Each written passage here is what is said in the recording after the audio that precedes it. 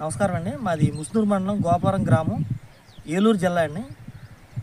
నేను 2023 ఆగస్టు 27వ తారీఖున బంజారా 856 అని రవి సీడ్స్ వారిది బంజారా 856 పెట్టారండి.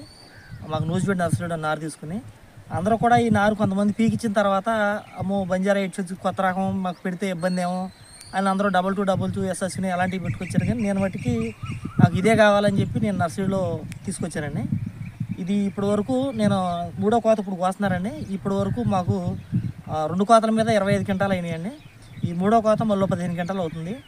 ఇది ఎకరం బాత బిట్ అండి. ఈ మట్టికి ఈ బిట్టు మొత్తం మీద 50 క్వింటాలు అవుద్ది. ఎకరానికి 40 క్వింటాలు ధీమాగా అవుద్దండి. మాకు పండింది, మళ్ళీ పండకుండా చెప్తే ఏం కాదు. ఈ 2 కోతల్లో 25 క్వింటాలు అయింది. ఇప్పుడు ఈ కోత 15 క్వింటాలు అవుతుంది. ఈ విత్తనం చాలా బాగుందండి. కాకపోతే మార్కెట్ రేట్ విషయంలో అందరూ ఒక 1000 రూపాయలు తగ్గుద్ది అంటున్నారు. కానీ తగ్గినా మాకు ఇబ్బంది ఏమీ లేదండి. మాకు రవి గారు కూడా అదే చెప్పారు, మీకు 1000 రూపాయలు తగ్గినా ఇబ్బంది పడమాండి, నల్లు ఆగుద్ది అన్నారు.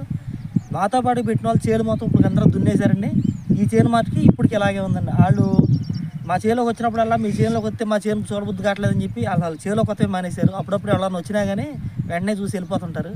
చేను అయితే బ్రహ్మాండంగా ఉందండి. ఈ వారం నుంచి కొంచెం ఈ నల్లి తీవ్రత బాగా పెరిగిందండి. మాకు కూడా కొంచెం ఒంట్లో బాగా మందులు కొంచెం తగ్గించి పడుతున్నాం. చేను అయితే ఇప్పుడు వరకు కూడా చెల్లలేదండి. ఇంకో కోత తగ్గిద్దండి గ్యారంటీ. ఇప్పుడు